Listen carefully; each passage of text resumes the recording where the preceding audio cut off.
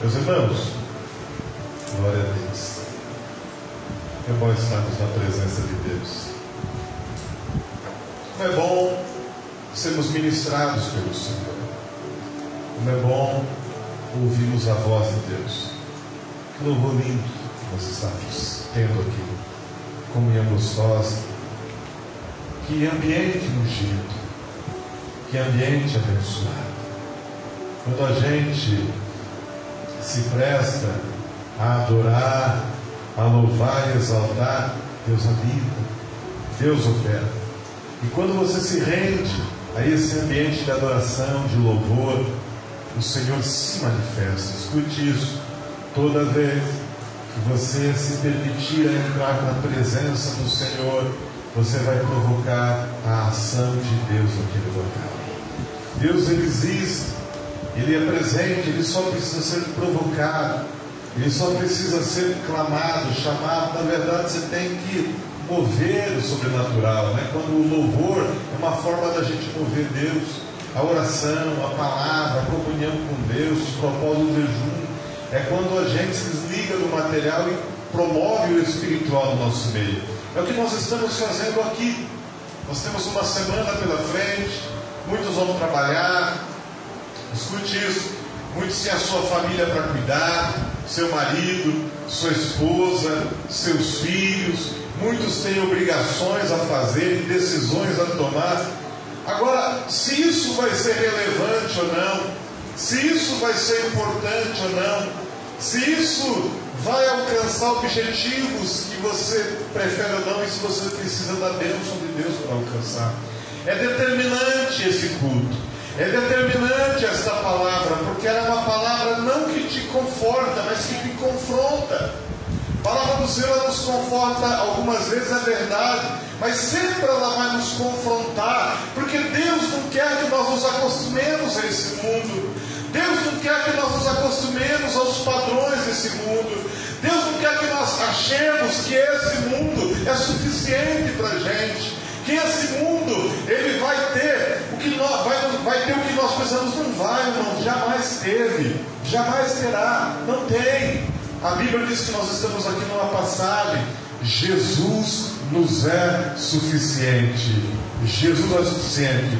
Mas enquanto estamos aqui, temos que viver, temos que escolher, temos que influenciar, temos que mover o reino, temos que nos alimentar, temos que cuidar de coisas, temos que exercer, né, nossa cidadania. Tempo de eleição agora, daqui 15 dias, nós vamos escolher o caminho para a nossa nação. Nós vamos escolher quem é que vai nos governar. Nós vamos escolher o discurso, né, são duas opções que nós temos aí, são duas propostas. Qual é a proposta que vai de encontro com aquilo que nós queremos? Qual é a proposta que vai de encontro para o Brasil, para a nação que nós queremos, para a família que nós queremos? É a nossa escolha, nós temos que nos dirigir.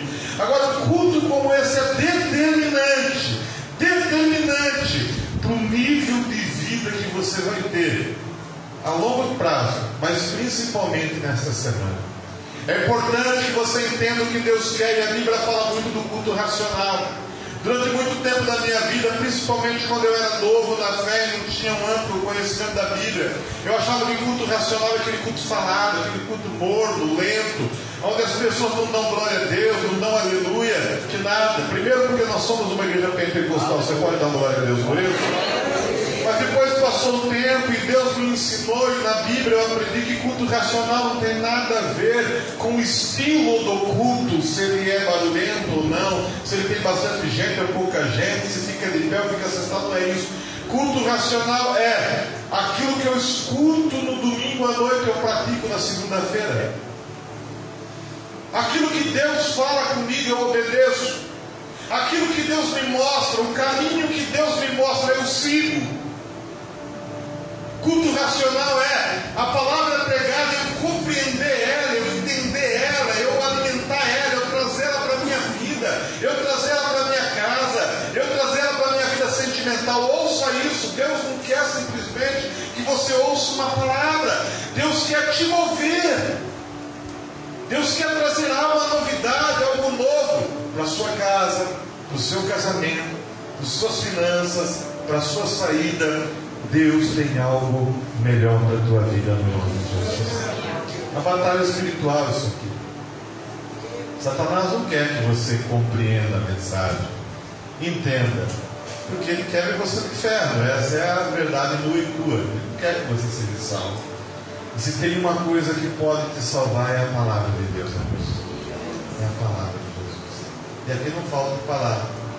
Um dia tem praticamente culto no nome de Jesus. Mensagem dessa noite. O tema da mensagem é o que mais me falta. O que mais me falta. Talvez essa pergunta seja a pergunta que eu mais me faço. Sou sincero. As madrugadas que eu venho orar aqui na igreja, quando eu estou numa intimidade com Deus, principalmente no meu particular com Deus, eu gosto muito do altar sozinho com Deus. E eu pergunto diariamente: Deus, meu louvor está chegando, minha oração está chegando, a minha obra está do jeito que o Senhor quer, eu estou melhorando, eu estou conseguindo, Pai, te satisfazer, eu estou conseguindo, Deus, me aproximar do altar mais, eu estou conseguindo me mover no propósito. Não me deixa perder o foco, não me deixa ser simplesmente alguém que está passando por essa terra e tem um rótulo. Eu não quero ser uma lata vazia, eu não quero ser alguém que faz muito barulho, mas não carrega essência, não carrega uma história, não conseguiu transformar o que fala no que se vive, não conseguiu levar isso para os pais, para os irmãos, para a esposa, para os filhos. Eu não quero. Eu quero, em nome de Jesus, viver literalmente a presença de Jesus. Não falar dela, eu quero viver ela. Eu não quero simplesmente falar de Jesus, eu quero ter Jesus na minha vida, na minha casa. Eu quero ter Jesus nos meus andares. Um dia, quando eu não estiver mais aqui, alguém pudesse lembrar de mim, falar: aquele homem andou com Deus. É o que eu quero. Eu quero andar com Jesus. E eu me pergunto muito: o que mais me falta? Depois de 32 anos de conversão, mesma igreja, depois de 20 anos de pastor, depois de tantas pregações, e eu sei que falta coisa ainda, porque na verdade nós estamos num processo de regeneração constante. Deus está te melhorando a cada dia. Você crê que Deus está melhorando a cada dia? Fala para esse irmão do seu lado, seu irmão: Deus está te melhorando a cada dia no nome de Jesus. Se essa melhoria vai demorar ou não, depende de você. Depende da intenção, da intensidade da sua entrega, da intensidade da sua obediência, da intensidade de você ter Jesus e viver Jesus intensamente. Aprenda a viver Jesus intensamente. Por favor, você que tem a Bíblia, livro de Mateus, capítulo 19, versos 16 ao 22. Mateus, Evangelho de Mateus, capítulo 19, é a abertura do sermão dessa noite. Evangelho de Mateus, capítulo 19, do versos 16 ao 22.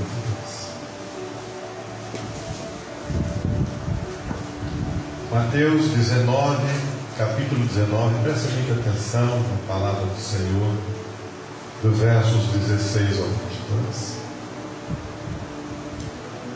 A igreja encontrou Mateus 19 a partir do 16?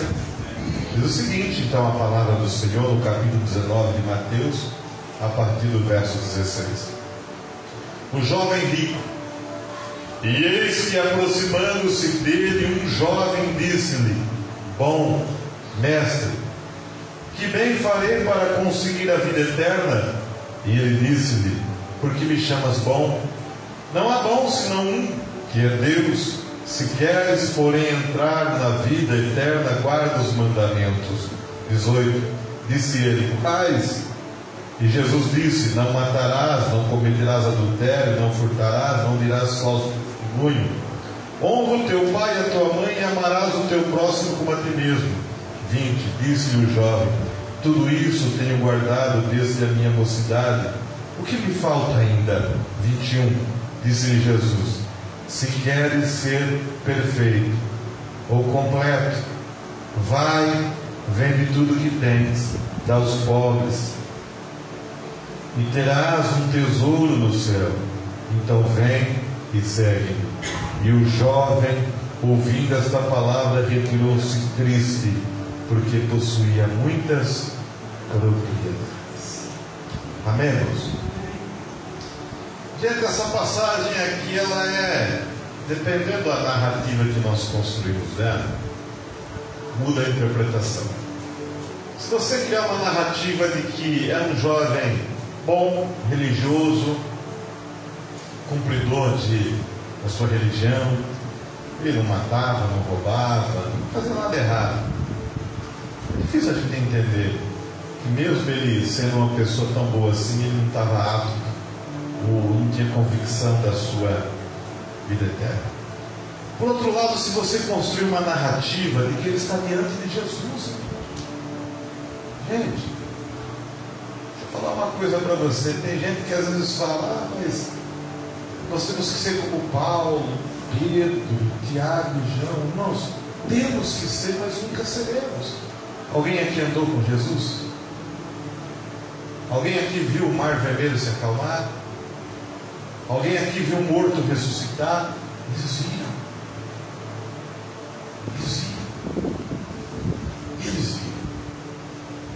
E uma vez que esse moço está diante de Jesus, gente, e Jesus faz um pedido para ele: como é que pode uma pessoa estar diante de Jesus e não ter dúvida de entregar o que Jesus fez? Como é que pode uma pessoa estar diante daquele que ressuscitou pessoas e ele sabia disso? Está diante daquele que acalmava o mar e ele sabia disso? Que acalmava os ventos e ele sabia disso? E não ser capaz de abrir mão de coisas terrenas para seguir aquele que ele sabia que era fenomenal? É inexplicável. Se nós que nunca vimos a Jesus de uma forma literária, a gente abandona coisas para seguir a Jesus, como é que uma pessoa que está frente a frente conversando com Jesus, ele não consegue obedecer a Jesus naquilo que Jesus pede? Ah, pastor, mas Jesus pediu para ele vender as coisas. Irmão, se fosse Jesus frente a frente pedindo com você, você acha que você não entregaria? É claro que entregaria. Agora, às vezes, escute isso, a vida, irmãos, coloca algumas coisas no nosso coração, na nossa mente, no nosso caminho. Ouça, que mesmo Jesus pedindo, a gente não obedece. Às vezes a gente permite que algumas coisas entrem no nosso coração. Às vezes a gente permite que coisas sejam colocadas na vida e nós vivemos tão intensamente, que mesmo se Jesus aparecer para você frente a frente e te pedir, você não obedece. O que mais me falta? Essa é uma pergunta desse moço que me falta. Conversando com Jesus, há uma pergunta que eu faria para você. Se você estivesse no lugar desse moço, diante de Jesus, sem dúvida alguma e sabedor que você está diante de alguém que é o Filho de Deus, você negaria um convite vindo do próprio Jesus? Você negaria um convite vindo do próprio Jesus? Eu acredito que nós não negaremos, porque você está diante dele. Agora, por que nós negamos hoje em dia? Porque tem coisas que são nos pedidos, que Deus nos pede, a gente tem dificuldade em entregar. Por que a gente ainda não é o marido que deveríamos ser, a esposa que deveríamos ser, o filho que deveríamos ser? Por que ainda não temos um ministério relevante, importante que deveríamos? Por que muitas das vezes não somos os pais que os filhos precisam? Por que às vezes nós não conseguimos, mesmo Deus permitindo muitas experiências, a gente tem dificuldade em mudanças? Porque nos falta alguma coisa. E a grande pergunta é: o que mais me falta? O que falta aí? Eu prego para pessoas aqui que são abençoadas, que já viveram muitas coisas diante de Deus. Mas deixa eu dar uma cutucada em você agora dos céus. Você tem muito mais coisa para viver ainda diante do Senhor. Isso vai te custar mais entregas. Isso vai te custar mais avanços. Isso vai te custar você entender e compreender que você vai ter que continuar essa obra de entrega, de renúncias, de melhorar. Não é porque Deus não gosta de você, muito pelo contrário. É porque Ele tem algo especial para colocar na tua vida no nome de Jesus. Olha o Salmos capítulo 37, 5, que é o primeiro tópico da mensagem dessa noite. Salmos 37, 5.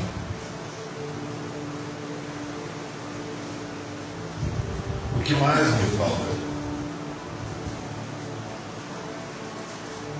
Salmos 37, 5.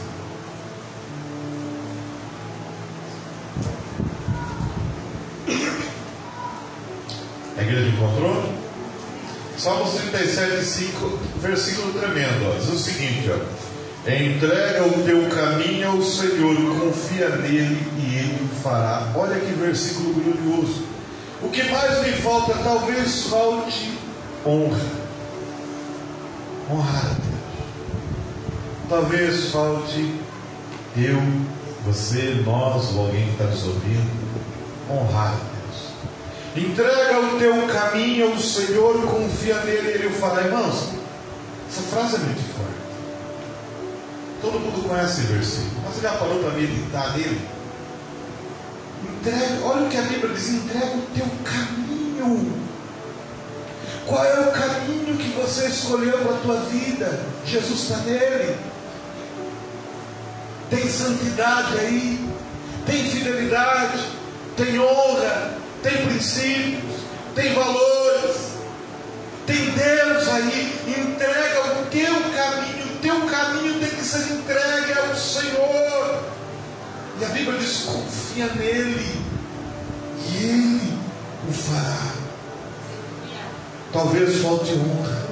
O que mais me falta? Talvez uma coisa que falte para nós e falta para muita gente, isso é honra.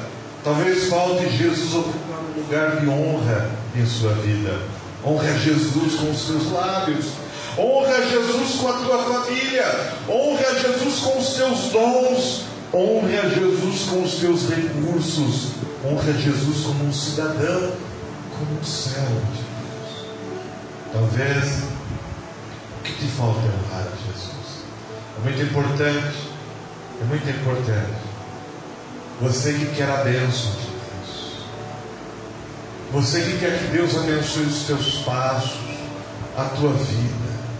Você que quer viver coisas tremendas e gloriosas. Você que quer ver Deus invadir a sua vida, Deus romper as barreiras, Deus abrir os caminhos, que você entenda que você precisa ter uma vida de honra diante de Deus, de crédito diante de Deus. Você tem crédito do céu? A Bíblia fala disso. Créditos com Deus. Quando o teu nome é mencionado no céu, e a Bíblia diz que é. A Bíblia diz que o nosso nome é mencionado lá no céu. Lembra o nome de Jó? Jó foi mencionado no céu. O seu nome ele é falado lá no céu, ele é comentado lá. De que forma que ele é comentado? Qual é a maneira que ele é comentado? De que jeito é tratado o teu nome lá no céu? De que forma os anjos, Deus e até o diabo trata você lá no céu? Aquele lá, ó, é fiel, é honrado, é abençoado, é humilde, ele cumpre a aliança. E aquele lá, ó, aquele lá, não. Como é comentado? Aprenda a viver uma vida de excelência, de honra. Pastor, eu não consigo, pastor, é difícil para mim, irmãos, é difícil para todo mundo. Não é fácil, mas é uma escolha. É uma escolha. Fala para essa pessoa linda e maravilhosa do teu lado, que vai pagar um sorvete para você depois do culto desse calor. Fala para ele, é uma escolha. Fala para ele, viver uma vida de honra é uma escolha. Tenha um casamento de honra. Seja um marido de honra. Seja uma esposa de honra, sejam uns filhos de honra. Você não vai ser de tudo da noite para o dia, mas comece nos pequenos detalhes, nas pequenas escolhas, nos lugares, nas coisas. O que você não é obrigado a fazer tudo, pelo amor de Deus. E nem queira abraçar o mundo e queira fazer tudo, não, irmãos. Faça o que é importante, faça o que é necessário, faça o que tem que ser feito, faça o que Deus quer que você faça o que é sua obrigação. Não transfira a sua obrigação para ninguém, ela é sua. Obrigações são intransferíveis. Quando uma pessoa transfere a obrigação, ela traz prejuízo para si, para aqueles que dependem dela. Não se transfere a obrigação tem que ser cumprida. Mas você não precisa fazer de tudo. Faça o que é importante, o que é necessário, o que cabe a você fazer. E o que fizer, faça com honra. Faça o melhor. Faça com honra. Talvez o que mais me falte, talvez o que falte para você é começar a ter uma vida de honra. Trata o teu marido com honra. Trata ele com honra. Você vai ter um marido maravilhoso. Vai vir esse retorno. Trata a tua esposa com honra. Mas não é só falar, irmãos. Não é só falar. Promova meios, maneiras, fórmulas. Trata os seus filhos com honra. Não estou falando de você elogiar, eu estou falando agora em propósitos, destinos, caminhos, ações. Tem ações de honra. E você vai ver que você vai avançar. Você pode dar uma glória a Deus? O Evangelho de Lucas, capítulo 19, versos 9, tem um outro tópico que eu quero nessa noite tratar com a igreja. Lucas, capítulo 19, versos 9. Você pode abrir a sua Bíblia comigo. O tema da mensagem é: o que mais me falta? O primeiro tópico foi honra. Vai fazer alguma coisa? Se tiver honra, faz. Se não tiver, não faça, irmãos. O que fizer, faz. Vai namorar alguém? Tem um namoro de honra. Vai trabalhar amanhã? Trabalhe com honra. Vai se relacionar com alguém, com algo, irmão, só faça a coisa com honra. Quando você tem a visão de honra, você se permite a viver honras na tua vida, no nome de Jesus. Segundo tópico, Lucas 19, 9. Aqui é Jesus e Zaqueu. Gente boa. Mas na conversa que ele teve com Jesus, veio salvação? E a Bíblia diz que ele foi embora triste. Não veio salvação. Agora Jesus está diante de um cara chamado Zaqueu, um pecador, irmãos. Um cara errado, um cara mal visto, mal falado. E veio salvação na casa dele. O primeiro estava diante de Jesus, e Jesus pediu para que ele o seguisse, mas que abandonasse as coisas por amor a Jesus, e ele não teve essa coragem. O segundo, esse não é cristão, mas é rico. O primeiro, o jovem, ele é rico e é cristão. Cristão não tinha, a igreja cristã ainda era uma pessoa religiosa. Ele era religioso e rico, jovem e rico, mas o amor à riqueza o proibiu de seguir, continuar a sua vida com Cristo. O segundo agora, ele não é religioso, mas ele é rico. Zaqueu é um cara rico, mas ele também tem a oportunidade de ter Jesus na frente dele, e também conhece o fenômeno de Jesus. Mas esse, irmãos, ele teve uma coisa que é importante e que ajuda a gente a romper essa barreira do que nos falta: arrependimento. E vocês conhecem a história. Jesus entra em Jericó, manda ele descer do sicomoro, uma árvore grande, vai para a casa dele. Eles têm uma noite de conversa. Só tem gente do lado dele ali, viu? Do pessoal, dos amigos dele que não era gente boa. E durante aquela conversa ele pega a palavra e ele fala: Jesus, é o seguinte, eu vi muita coisa errada, eu tomo uma decisão, eu vou devolver o que eu tirei das pessoas, vou retribuir, vou restituir, eu não vou mais, eu vou devolver o que eu perdi. Aí Jesus me dera: hoje veio salvação a essa. Arrependimento. Talvez falte arrependimento, mas arrependimento dos pecados, claro, mas não só isso. O arrependimento Ele é um reconhecimento de que nós falhamos em uma área, mas a gente quer fazer o certo. Há um outro sentimento que ele é muito parecido com o arrependimento, mas ele é terrível, que é o remorso. O remorso é um sentimento onde você sabe que você fez uma coisa errada, mas você não deslumbra vontade de mudar e nem ações de mudar. Judas, ele tem remorso. Ele reconhece que ele erra no final da vida dele, mas se mata. Esse, no caso, Zaqueu, ele tem arrependimento. Ele reconhece que está errado e ele resolve consertar a vida dele. Então, o remorso é diferente de arrependimento.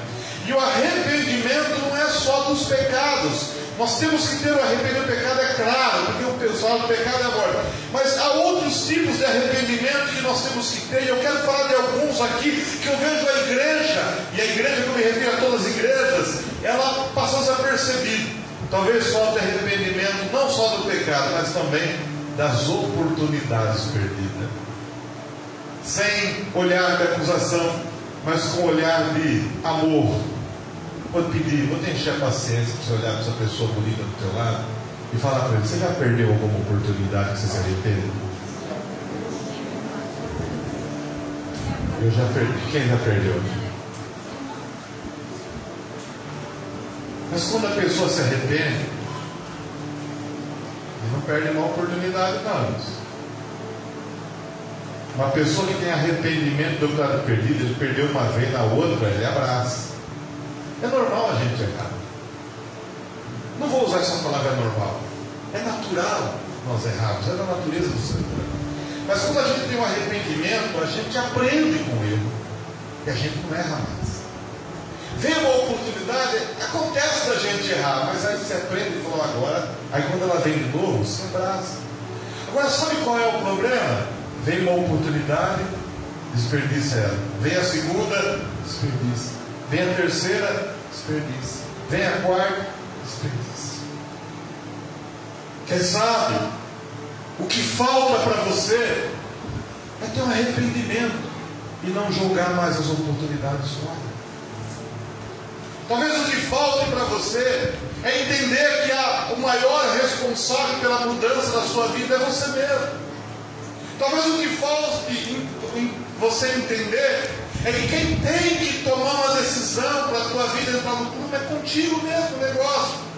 E quantas oportunidades você já teve, e elas eram para ter sido bênçãos na sua vida, mas você, talvez por desobediência a Deus, as transformou em maldição, as transformou em problema, em dificuldade. E a palavra de Deus essa noite diz que é um arrependimento. Até quando Deus terá misericórdia da minha vida e da sua vida, e nós vamos criar jeito? Até quando Deus vai ter que dar oportunidade e as oportunidades serão desperdiçadas? Até quando Deus vai ter que nos guardar, nos proteger, falar, dar oportunidade e nós não vamos honrar, valorizar? Não. Um dia cessa a oportunidade. Quantas pessoas que poderiam estar muito melhor e não estão, não porque não tiveram oportunidade, mas porque não deram valor à oportunidade. E a palavra diz essa noite: tenha arrependimento das oportunidades que você perdeu e saia daqui disposto a não perder mais nenhuma oportunidade na tua vida. Nenhuma. Mas nenhuma. Talvez você já perdeu muitas, mas você precisa se comprometer com você, que a partir de hoje você não perde mais a oportunidade e o Senhor será glorificado na sua vida. Talvez falte arrependimento dos pecados cometidos. Não cometa mais pecados. Existem pecados, melhor, os pecados ainda pode carregar. Tem que aprender a abandonar ele, irmão. Não combina com você. Pecado não combina com a igreja, não combina com você. A Bíblia diz que o salário do pecado é a morte. Quem vive pecando, a morte é a certeza. Coloca a vida no prumo, no eixo, conserta a casa, conserta a sua vida. Talvez você tenha que ter um arrependimento da ingratidão. Isso é muito sério. Muita gente hoje em dia é ingrata. Deus não se alegra de ingratidão. Pessoas ingratas, irmãos, pagam preço. Pessoas ingratas não são felizes. Pessoas que não têm gratidão são pobres de alma e pagam um preço terrível. Eu tenho pena de quem tem gratidão. Tenha gratidão por Deus, por pessoas abençoadas que Ele coloca na sua vida. Tenha arrependimento também, gente, isso é muito importante, das alianças quebradas. Quantas alianças que nós fazemos e nós não sustentamos. Quantos votos que nós fazemos com Deus e nós quebramos. Quantos votos que nós fazemos com o altar e nós quebramos. Mas chega uma hora que a gente precisa entender que alianças não se quebram. Alianças se cumprem. Votos se cumprem. Compromisso com Deus, com o altar, com o marido, com a esposa, com o filho, com o pastor, com o patrão, com amigos. Compromisso se cumpre. Tem arrependimento das alianças quebradas. Quem sabe Deus fez algo tão lindo na tua vida, tão maravilhoso, e você se acostumou e está tão bem hoje que preceitos que outra hora eram importantes para você hoje não são mais. Coisas que outra hora você fazia questão de levar à risca, hoje você não faz mais. Coisas que outra hora eram sagradas para você, hoje você relaxou um ponto, que elas não são mais sagradas. E isso, se você não rever essa aliança, uma hora ou outra, a consequência da aliança quebrada vem. Escute isso. Nós vivemos uma vida de aliança, de compromisso com Deus, seja na vida inteira, seja com Deus, seja com família, seja com homens, seja com empresa. A nossa vida é marcada por alianças, a sociedade nossa é marcada por aliança, nossa vida é marcada por isso. E pessoas que quebram aliança pagam preço. Pagam preço. A aliança tem que ser cumprida. Haja o que eu ver. Aconteça o que acontecer. Tem que ser cumprido. Pessoas que não cumprem alianças nunca vão chegar no pódio da honra. Pódio de honra, estágio de honra, é para gente que cumpre a aliança. Você pode dar glória a Deus? Pastor, não é fácil, não. Difícil é viver uma vida enrolada. Difícil é viver uma vida que não vai para frente. Difícil é viver uma vida onde você vê os outros crescendo, prosperando, sendo abençoado, e você não sai do lugar. Difícil é viver uma vida toda e chegar a um determinado momento da vida e perguntar: o que eu fiz na minha vida? Por que não me ajustei, não me acertei? Por que não avancei? Mas ouvir a voz de Deus é glorioso e maravilhoso, e é tempo de ouvir a voz do Senhor. Bom é ficar debaixo de bênção. Bom é manter a nossa aliança conservada com Deus diariamente.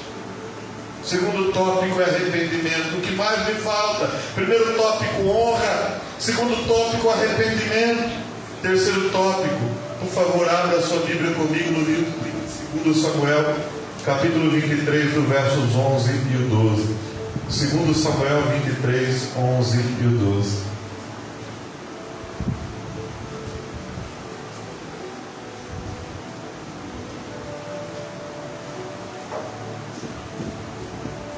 O Senhor está te levantando aqui nessa noite para uma vida de honra. Escute isso, você não está ouvindo simplesmente uma pregação. Irmão, você está ouvindo uma pregação que vai te levar para um outro nível de vida se você obedecer. Você está ouvindo aqui uma mensagem que vai mudar a sua história e a história da sua casa se você obedecer. Você está escutando um pastor aqui pregando uma coisa porque Deus vai te dar carro novo, porque vai dar tudo certo, porque você é lindo, você é bonito. Não, irmãos. Você está ouvindo uma história, uma pregação aqui, fruto da palavra de Deus, racional, com coragem, te alinhando com Deus, te conduzindo para a glória, te conduzindo para o crescimento, porque essa é a vontade de Deus para a sua vida.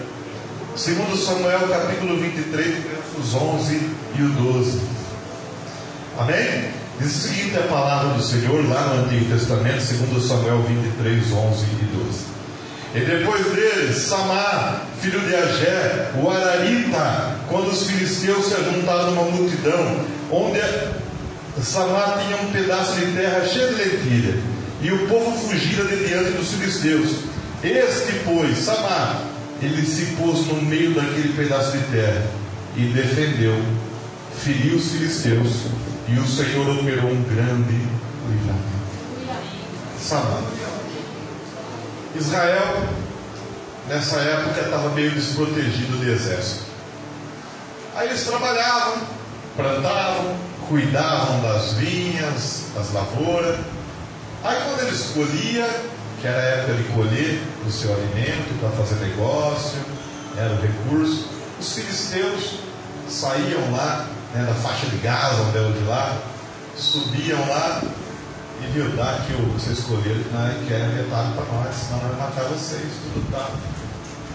E eles davam, para não morrer, para não ter briga.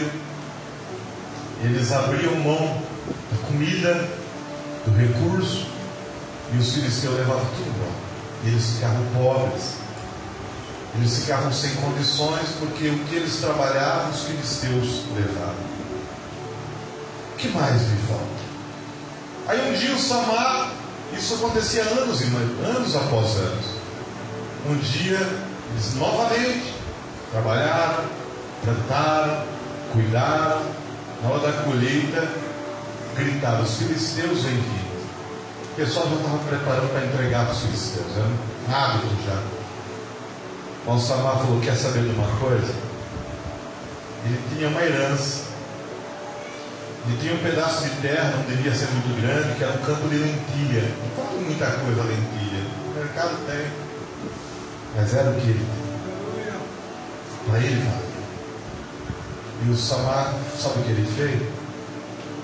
Ele pegou umas armas dele, foi no meio das terras e falou: aquilo que é meu, ninguém mexe. Aqui ninguém vai levar nada. Os filisteus, a Bíblia diz que até tentaram. E ele se pôs no meio pelas terras e o defendeu e feriu os filisteus. Os filisteus foram para tentar, mas Deus deu estratégias ali que eles defendeu o que era dele, atacou os filisteus, e a Bíblia diz que Deus operou um grande livramento, e os filisteus foram embora e ninguém levou o que era dele. Talvez, escute isso, para a gente não perder mais, para o inimigo não roubar mais o que nos é por direito, talvez para a gente não ficar andando em círculo, talvez para a gente não ficar mais vivendo, mas não sai do lugar, talvez seja preciso, talvez o que nos falta seja preciso um posicionamento. Um posicionamento. Como Samá fez. Quem mandou os filisteus embora foi Samá? Foi Deus. Porque humanamente era impossível Samá conseguir resistir os filisteus. Mas por que Deus não fez esse mesmo livramento com os outros israelitas e fez com Samá? Porque Samá foi o único que teve um posicionamento. Sabe o que Deus vai fazer na sua vida quando você tiver um posicionamento? Você tem noção do que Deus... Eu queria que você olhasse para dentro do teu íntimo. Eu queria que você olhasse para dentro de você, para os teus confrontos, para as tuas batalhas, para a tua vontade, para a tua luta, para o teu sonho, para os teus dons. Eu queria que você olhasse para o seu casamento, para os seus filhos, para as suas finanças. Eu queria que você olhasse agora para o teu futuro. Eu queria que você entendesse.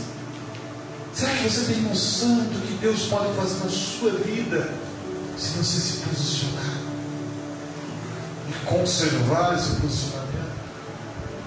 Talvez Deus olhava para Israel e olhava com pena, porque Deus não concorda com injustiça, e era injusto os que os filisteus faziam. Por que Deus não fazia nada? Porque o que mais me falta?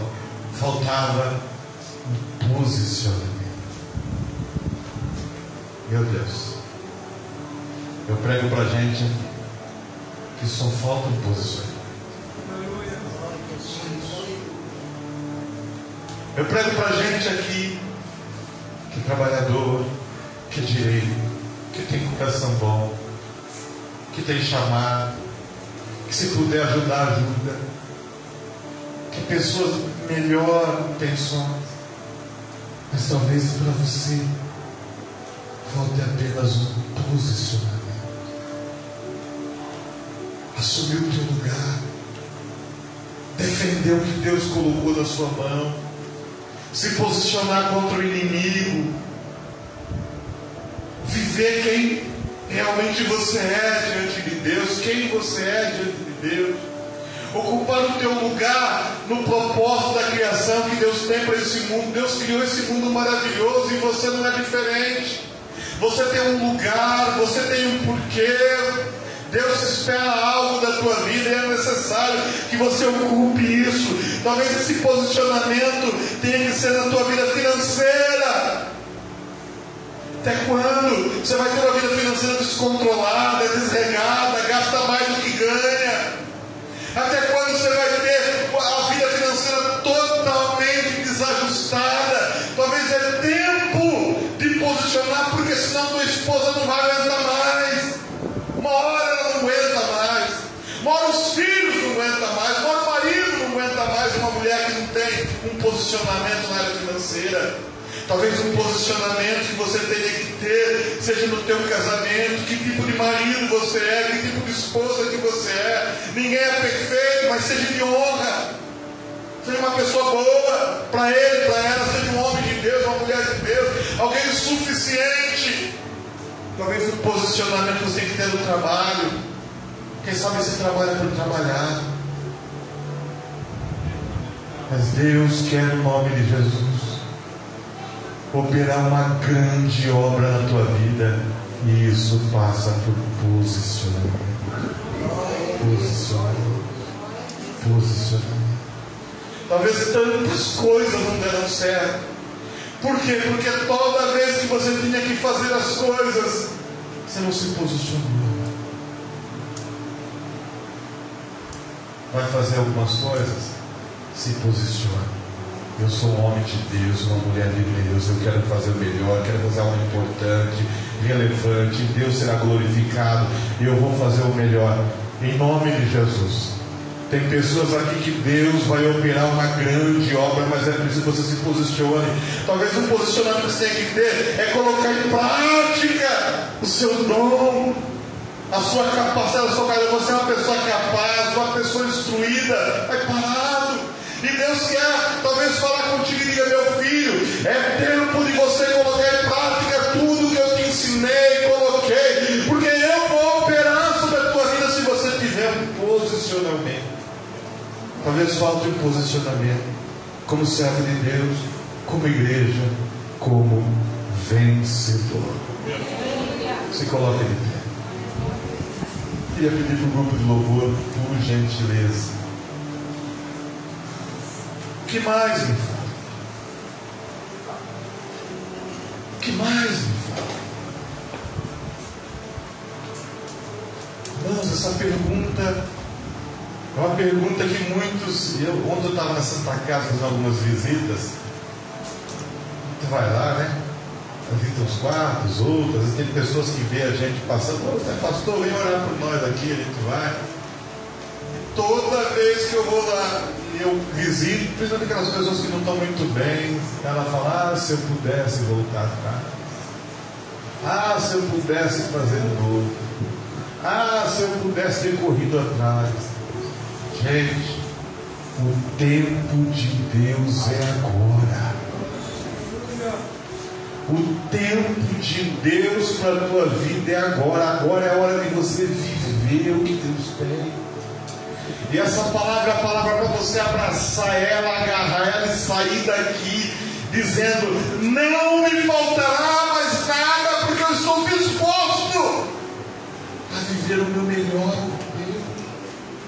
Eu estou disposto a viver o meu maior com Deus. Eu estou disposto a levar Jesus para os meus relacionamentos, a levar Jesus para aquilo que eu vou fazer. Não ser parte de Jesus por nada.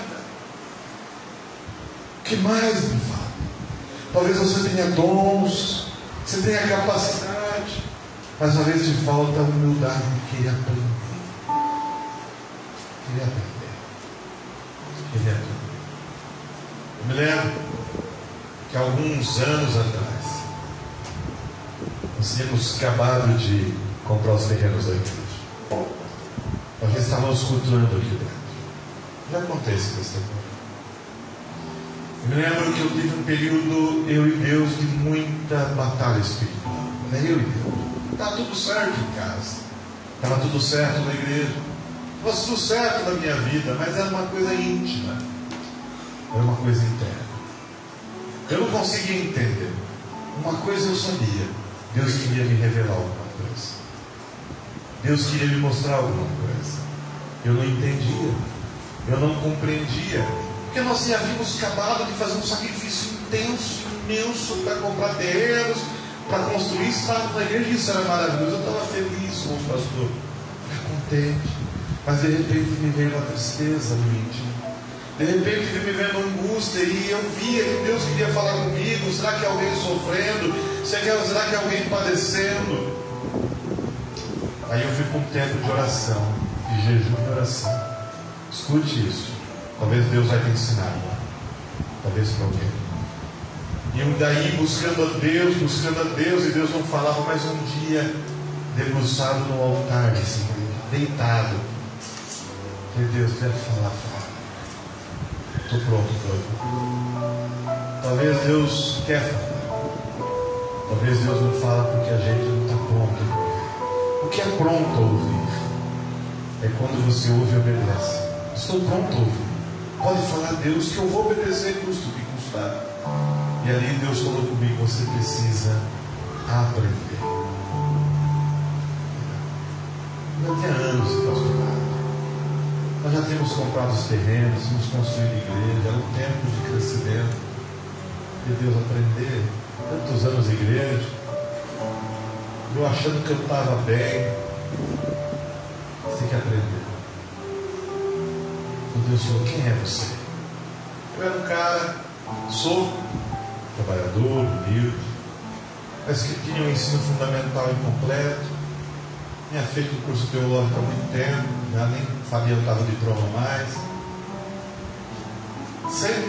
Nunca fui de viajar, de sair, de aprender muitas coisas, fora daquilo que Deus já havia me ensinado, e não foi pouco. Mas havia coisas que eu não conhecia.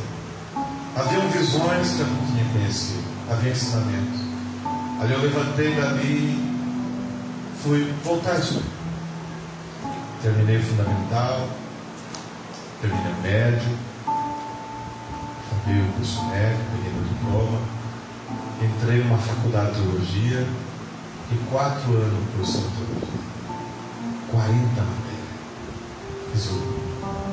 Peguei o básico, o diploma básico, peguei o diploma avançado de teologia, fiz um curso de juiz de paz. Eu posso fazer casamento civil, já fiz alguns, vou fazer o do Lucas agora, não casar ele em nome da lei também, em nome de Jesus.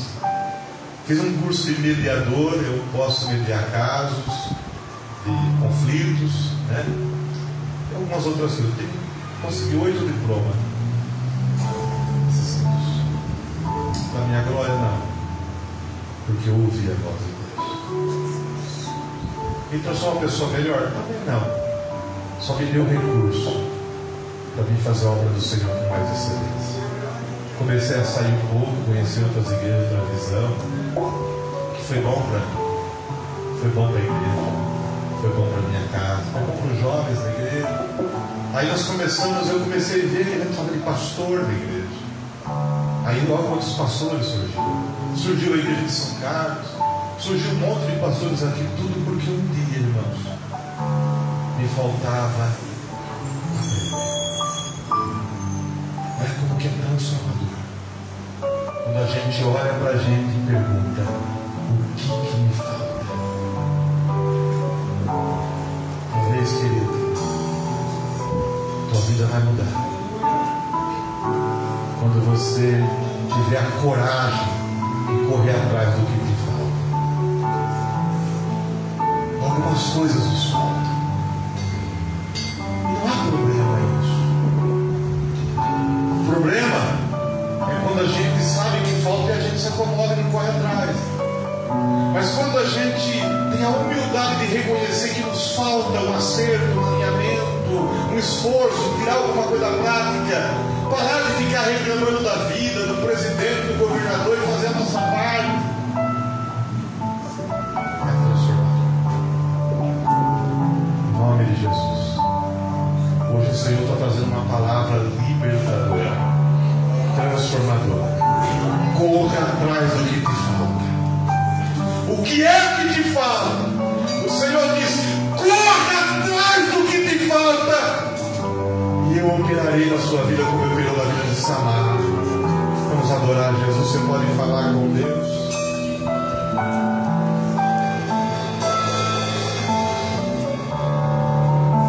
Senhor, venha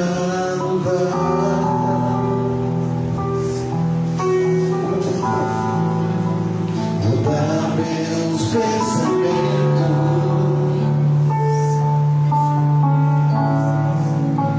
restaura os meus sonhos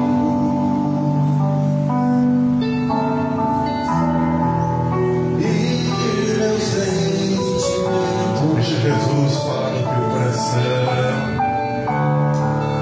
Algo encher o vaso. É tempo de libertação e crescimento.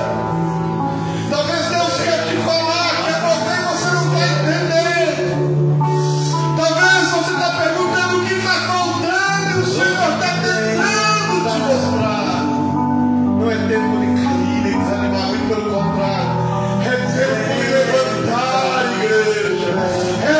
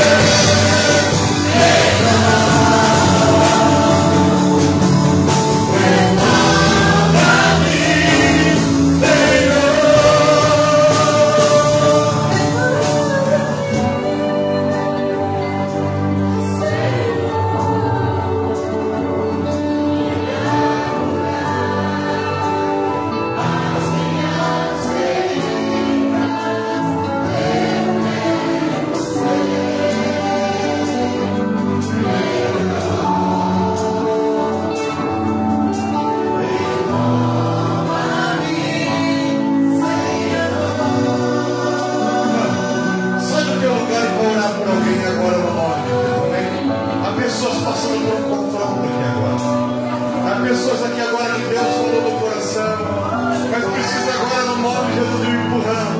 A gente precisa ouvir aqui agora algo de Deus de uma forma particular. Se você que está debaixo de bênção, quem sabe a mensagem nem foi para você, mas que olha ao teu lado agora e talvez tenha alguém que precisa que você chegue até dele e diga: meu querido, vai em cima do que te falta. Fala: queridão, você consegue, vai em cima do que te falta. Vai em cima do que te falta. É posicionamento, se posicionar. É a partir de hoje viver uma vida de honra, vive uma vida de honra. É se arrepender das oportunidades lançadas fora. É se arrepender de alguma coisa assim que faz. Vai em cima do que falta. Saia daqui dizendo: eu vou ajustar o que me falta. E aí você vai ouvir da boca de Jesus que Zaqueu ouviu: é liberado salvação sobre a tua casa. Aí você vai ver Deus fazendo a tua vida, a tua casa, onde Ele fez a Samar.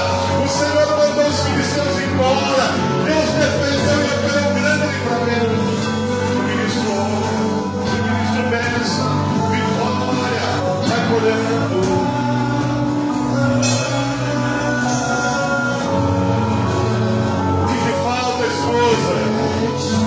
O que me falta, marido? O que mais me falta? O que mais me falta, jovem crente em Jesus? O que mais me falta?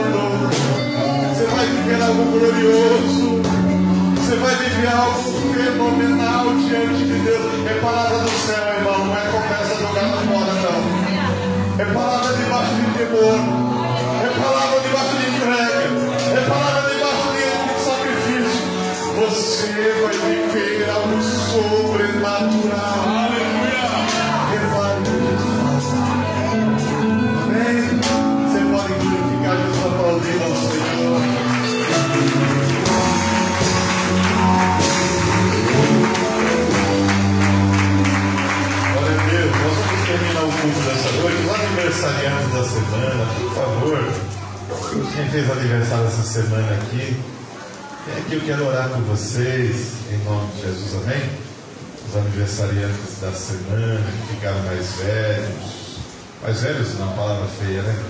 Ficaram mais experientes, né? A mãe Helena, muito mais. A mãe Helena não muda, né? Jovem e tudo, né? Mais alguém? Bebê? Maria Isabela dizendo. Mais alguém?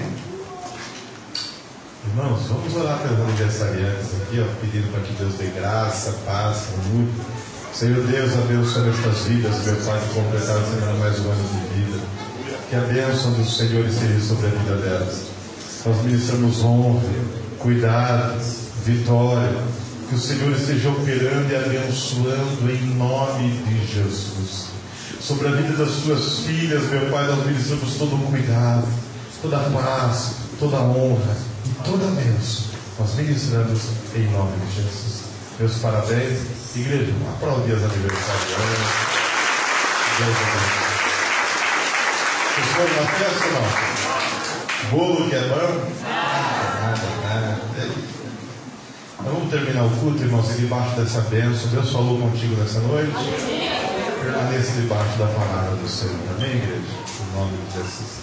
Senhor Deus, Pai Santo e Poderoso, louvamos ao Senhor por essa noite maravilhosa, louvores, a palavra, a oração.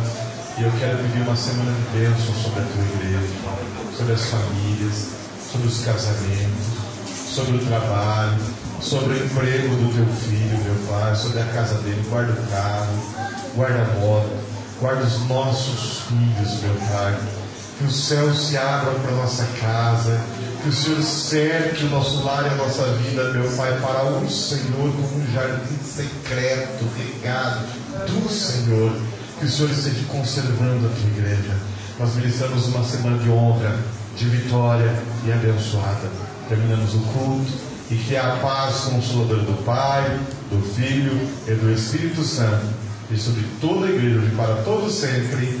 Amém. Deus abençoe, irmãos. Ao lado ali deve ter um café. Fique à vontade. Jesus abençoe a todos.